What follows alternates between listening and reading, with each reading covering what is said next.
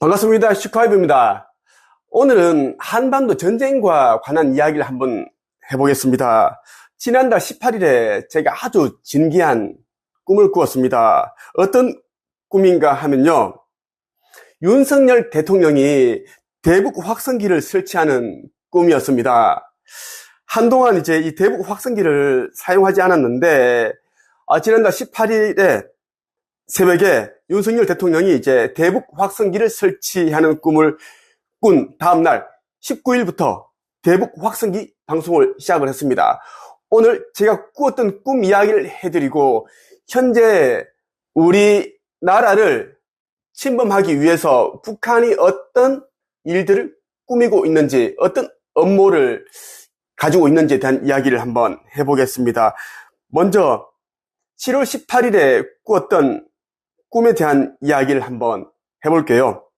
이 꿈은 이제 새벽녘인데 아침이 되어가는 그 시간에 꾸었던 꿈입니다. 네이버 카페 한 책에 그대로 올려두었는데 한번 읽어보겠습니다.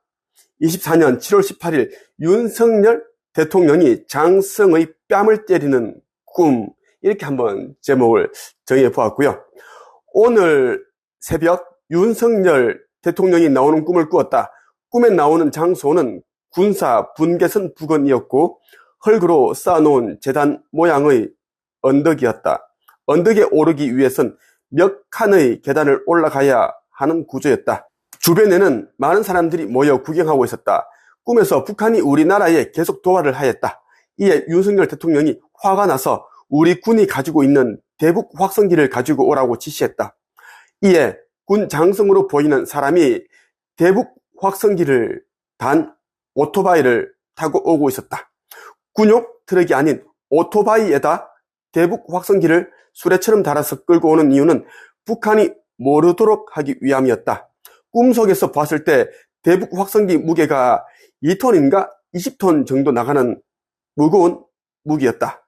그랬기에 그것을 끌고 오는 오토바이를 보면서 대단하다고 생각했다. 그 찰나에 오토바이가 재단 모양의 계단을 오르기 시작했는데 나는 넘어질 것 같은데 하는 염려를 하였다. 오토바이는 언덕까지 거의 다 올라갔는데 대북 확성기가 넘어지고 말았다. 그때 윤석열 대통령이 그 군 장성을 부르더니 화가 난 표정으로 무슨 말을 하였고 뺨을 한 대 때렸다.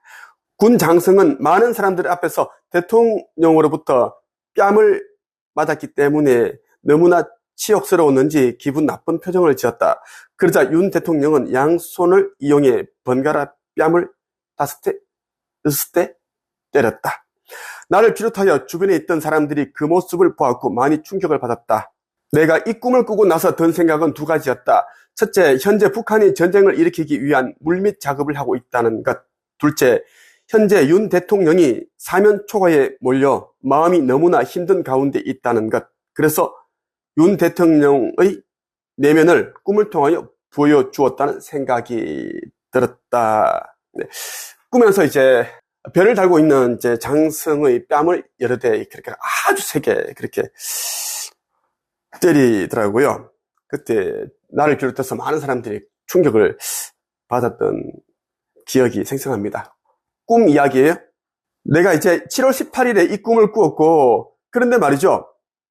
이 꿈을 꾸고 난 다음날 19일 오후 4시 6분에 합동참모본부에서 이런 이제 발표를 했습니다. 어떤 발표냐 하면 오늘부터 대북 확성기 방송 지속 시행.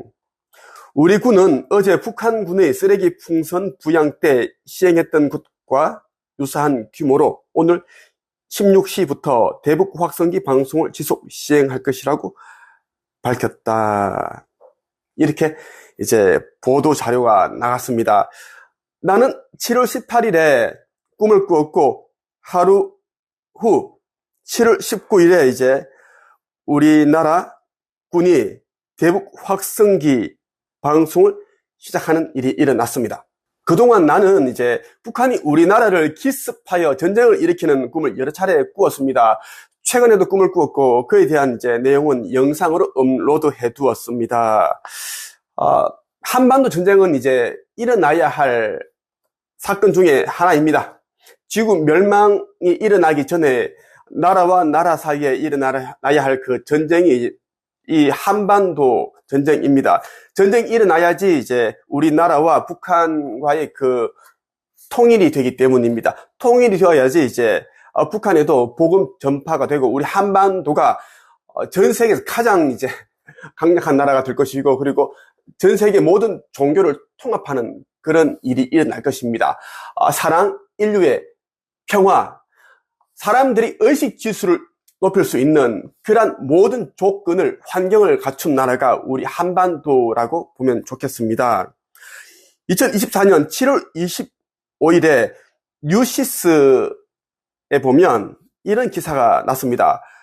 북오물풍선에 달린 기폭장치, 화재 등 안전 위협. 북한이 지속적으로 이제 우리나라에 오물풍선을 날려서 보내고 있는데 이것이 굉장히 이제 위험하다라는 것입니다. 곧 일어나는 한반도 전쟁에 대한 힌트가 담겨 있다고 해도 과언이 아니에요. 뉴시스가 보도한 내용을 한번 읽어드릴게요. 지난 24일 고양시 덕양구의 한 다세대 주택 옥상에 떨어진 대남 오물풍선 잔해에 불이 붙었는데 진화 후 확인 결과 기폭장치로 추정되는 물체가 발견됐다. 북한의 오물풍선에 함께 매달아 날리는 타이머와 기폭장치가 낙하 과정에서 불이 붙으면서 화재 등 위협이 되고 있다.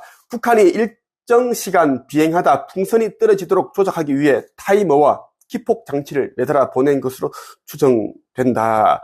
이런 기사가 났습니다.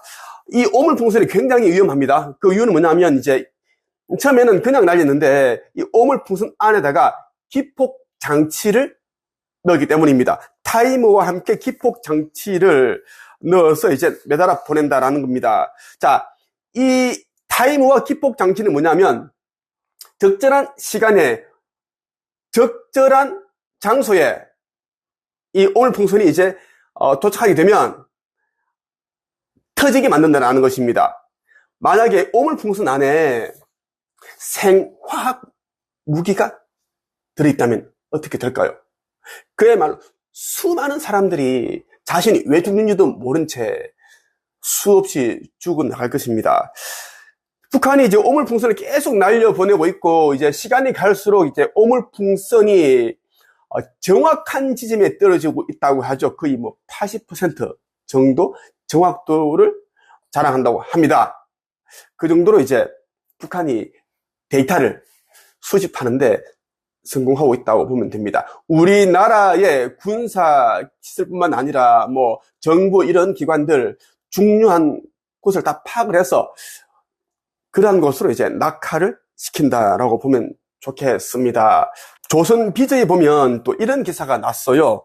7월 30일 기사인데 북한 오물풍선 전국 3,359곳에 떨어졌다. 서울에만 2,069곳. 이렇게 이제 기사가 났습니다. 서울에만 2,069곳이고 전국적으로는 3,359곳이다. 어마어마한 숫자다라는 것입니다. 자, 서울 그리고 경기도 이 수도권 지역이 가장 이제 안전하지 않다라고 보면 좋겠습니다. 북한이 전쟁을 일으킨다면 서울과 이 수도권 이쪽을 먼저 이제 공격을 하게 될 것이고 우리나라를 아비규환 상태로 만들 것입니다. 한동안 우리나라는 아수라장이 될 것입니다. 많은 도시가 파괴가 될 것이고 수많은 사람들이 죽어나갈 것입니다. 한반도 전쟁이 일어나게 되면 처음에는 우리나라가 수세에 몰리는 듯 하지만 시간이 갈수록 우리나라는 이제 성전보를 올리게 되고 그리고 승리를 하게 되어 있습니다. 그리고 통일이 됩니다. 오늘의 한 줄평. 북한은 전쟁을 일으키나 패망하고 통일이 된다.